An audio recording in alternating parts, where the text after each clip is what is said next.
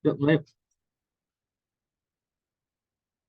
Assalamualaikum warahmatullahi wabarakatuh dan selamat siang untuk yang terhormat bagi para penonton video ini. Perkenal dengan ini saya perkenalkan dengan diri saya sendiri sebagai moderator pada presentasi kali ini, yaitu Noval Utama dengan NIM 2114-2004, dan di sini kami akan mempresentasikan mengenai urea formaldehid dan melamin formaldehid.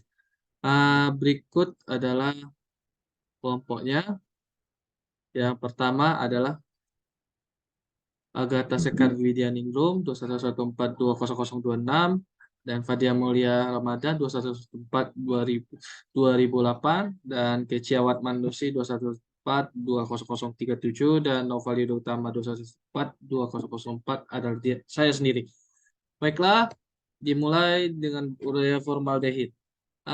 Pengertian akan disampaikan oleh Fadil Mulia Ramadan. Untuk saudara Fadil Mulia Ramadan, dipersilahkan.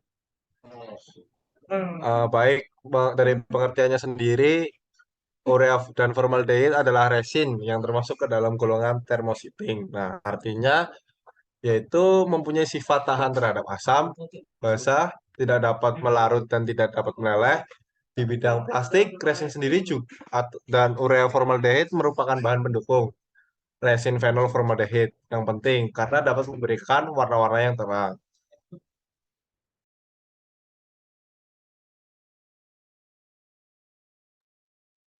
Nah, lalu ada bahan bakunya. Nah, bahan bakunya sendiri ada urea dan formaldehid atau formalin. Nah, urea sendiri diproduksi secara besar-besaran melalui sintetis amoniak dan karbon dioksida. Kedua dari reaktan ini dicampurkan pada tekanan tinggi yang menghasilkan amonium karbamat.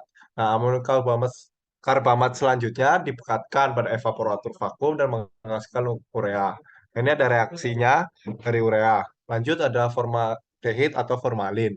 Nah, formaldehid atau metanal adalah anggota senyawa aldehida yang pertama. Pada kondisi ruangan, formaldehid murni berada dalam fase gas karena formaldehid sendiri disimpan dalam bentuk larutan yang mengandung 37% hingga 50% berat HCHO. Nah, formaldehid sendiri diproduksi secara besar-besaran melalui reaksi oksidasi gas alam atau bisa hidrokarbon alifatik ringan. Baiklah, selanjutnya untuk bagian reaksi akan disampaikan oleh saudari Agatha Sekar. Untuk Agatha Sekar, silahkan mengambil. Baik, pada kali ini saya akan menyampaikan reaksi dari pembentukan urea formaldehid dengan bahannya itu urea sama formaldehid. Jadi pembentukannya itu menggunakan katalis basa. Hasilnya yang pertama itu adalah monometilol urea sebagai monomer reaktan. Setelah itu monometilol urea ini dijadikan lagi di metinol urea. Basa yang digunakan sebagai katalis itu bisa berupa barium hidroksida ataupun kalium hidroksida. Di metilol urea juga dapat dibuat dengan cara yang sama, tapi menggunakan dua buah molekul formaldehid. Baik monometilol urea maupun dimetilol urea larut dalam air, sehingga reaksi pembentukannya dilaksanakan dalam fase pelarut air. Tahap reaksi pembentukan monometilol urea dan dimetilol urea ini biasa dikenal dengan sebutan tahap pembuatan intermediate. Setelah itu akan ada kondensasi lanjut, akan menghasilkan jembatan metilen antara dua molekul urea. Jenis kondensasi ini dapat berlanjut terus menghasilkan rantai lurus, seperti pada struktur yang ada pada gambar.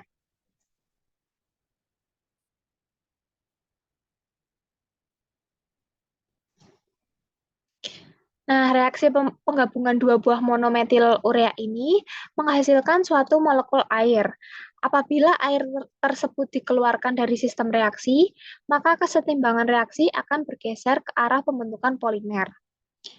Reaksi urea dan formaldehida pada pH di atas 7 adalah reaksi metiolasi, yaitu reaksi adisi formaldehida pada gugus amino dan amino dari urea yang menghasilkan metilol urea.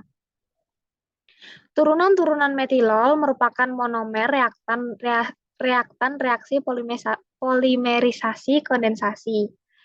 Mula-mula polimer yang dihasilkan masih berupa polimer rantai lurus dan larut dalam air.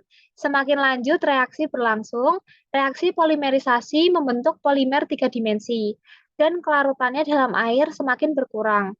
Pada proses curing, reaksi kondensasi tetap berlangsung terus, dan polimer membentuk rangkaian 3 dimensi yang sangat kompleks sehingga terbentuk thermosetting resin.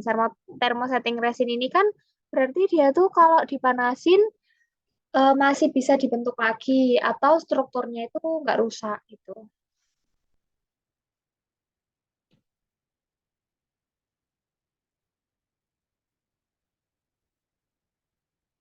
Nah, jadi pada prinsipnya pembuatan produk-produk urea itu dapat dilaksanakan sebenarnya tuh 3 tahap. Yang pertama, tahap pembuatan intermediate, yang reaksi urea sama formaldehid tadi membentuk monometilol urea tadi. Yang kedua itu tahap persiapan atau preparation sebelum proses curing, yaitu penambahan bahan-bahan lain seperti filler dan lain sebagainya. Yang ketiga, yang terakhir, itu tuh proses yang dipengaruhi oleh katalis, panas, dan tekanan tinggi. Pada proses ini, resin diubah menjadi resin thermosetting. Jadi kan tadi dikasih katalis basa supaya mempertahankan reaksinya itu tetap dalam pH di atas 7 gitu.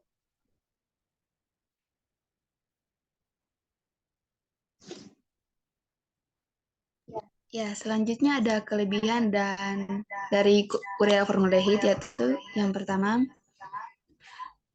dapat digunakan langsung. Nah, urea formaldehid ini dapat berbentuk bubuk resin dan dapat digunakan langsung untuk foaming atap dengan menggunakan plastik PP, PE, dan PVC sebagai membran tahan air. Nah, yang kedua yaitu daya lengket yang kuat.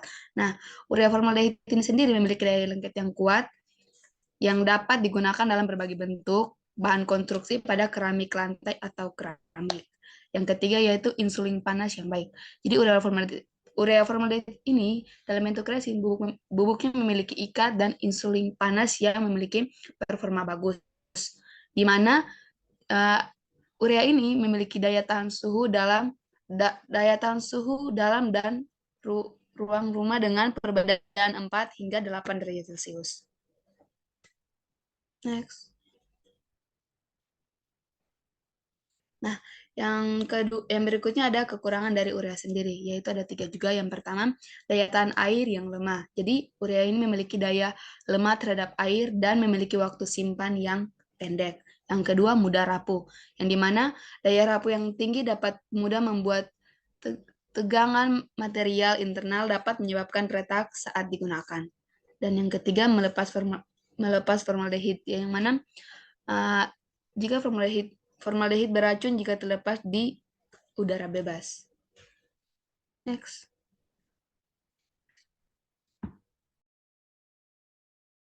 Baiklah, untuk proses manufaktur akan saya jelaskan.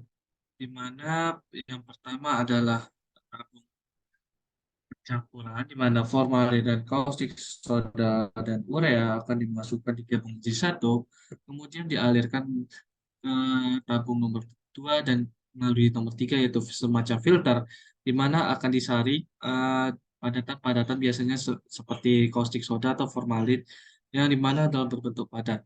Nah, keempat adalah di reaktor atau di reaksi polimerisasi, di mana pada reaktor tersebut steam akan dialirkan atau secara dari luar reaktor untuk memanaskan hingga mencapai suhu yang cocok untuk polimerisasi. Dan kelima adalah tempat heat exchanger air, di mana pemanas atau air akan dimasukkan. Dan keenam itu adalah tempat tabung glikol, di mana akan juga disaring pada filter nomor 7 yang akan dimasukkan ke tabung reaktor. Nah, pada tabung reaktor akan dimasukkan ke tabung auto enclave nomor 8 dengan bantuan amonia water, yang dimana sebagai sumber amonia akan membentuk suatu lingkungan pH ditambah dengan menggunakan air, maka akan menghasilkan polimer-polimer resin atau bubuk-bubuk seperti molten atau lelehat urea formaldehyde resin. Oke, ini adalah proses manufakturnya, dan selanjutnya adalah pengaplikasian urea formaldehyde.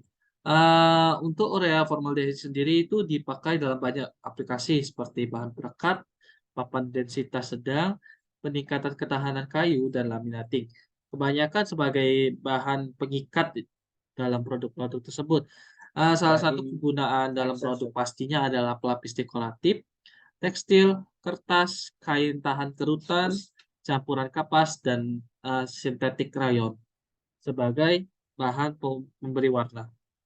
Oke, sekian presentasi mengenai urea formaldehyde. Sekian dari kami. Saya tutup. Assalamualaikum warahmatullahi wabarakatuh.